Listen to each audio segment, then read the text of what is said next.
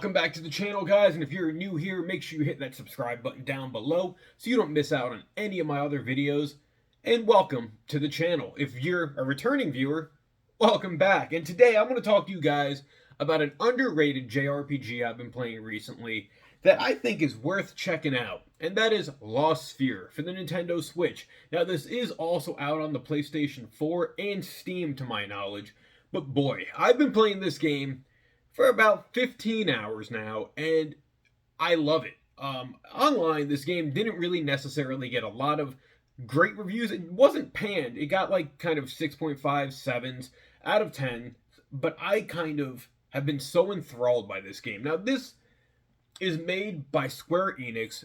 More importantly, their subsidiary, which is, I believe, Tokyo RPG Factory, which was put together to basically create these old school, like Super Nintendo, PlayStation 1 style JRPGs that weren't AAA. They were kind of like B games.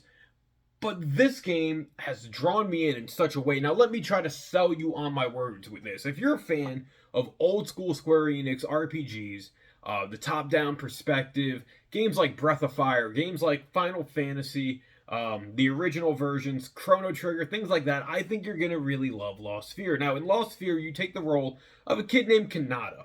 Now, what makes him different and what makes this game in itself is that the world around you is basically disappearing. It's turning into like a fog-infested land. At least that's how the game makes it look, but it's pretty much gone. And you have to go around collecting these things called memories to basically bring the world back together and all its inhabitants. It's funny because the towns, as they're disappearing, the people in them are disappearing, and as you restore the townsfolk act like nothing ever happened. So it's kind of like a weird, like, purgatory state that they get thrown in, and I think that makes this really cool. Now, the battling is turn-based battle systems.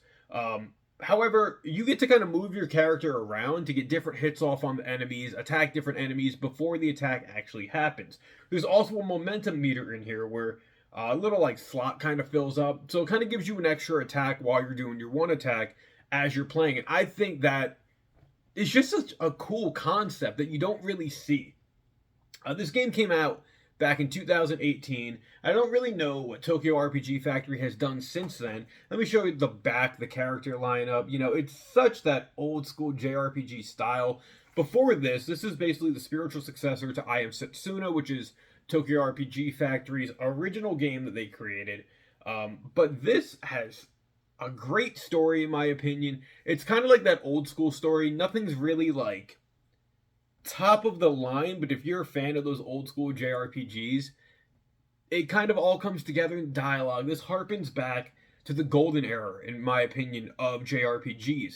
The 16-bit style, even though this is like a top-down 3D type style, it just has so many features in here that make it such a charming game that I think everyone should check out. And like I said, I'm only about 15 hours in. I haven't beaten the game. But I felt like I needed to come talk to you guys about this because for a game that I didn't think I was going to like at first, it's grown on me so much just for the fact that I love the memory system. I love that you can get these things called vocal suits, which are basically like mechs that you can use in battle and just to do certain things around the world to make things more interesting. There's so much about this game that is that old school style with so many features that work today, if that makes sense. And with that being said, I want to just give those opinions, and I want to say this is a game you should check out either on the Switch, on the PlayStation Store, or on Steam. I think this has been on sale on Steam a bunch of different times, and it's definitely worth picking up. It's not, to my knowledge, that long of a JRPG. I've heard like 25, 30 hours, but for something that's really peaceful in a way, like it's not super action packed. It's definitely a game you could just sit there and play and get into.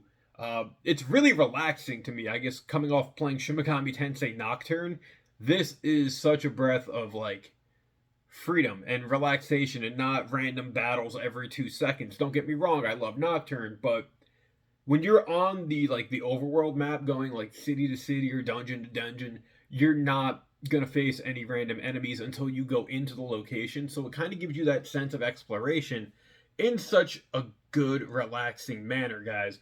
I just wanted to give those quick thoughts. Like I said, if you've played Lost Sphear, leave your thoughts down in the comment section below. As always, thank you for watching. Like, share, and subscribe. Until next time, guys, I'll catch you later. Let me know if you want me to bring back these little like overview videos like I used to do them and tell you what I think of games. I might start hopefully capturing gameplay footage if need be.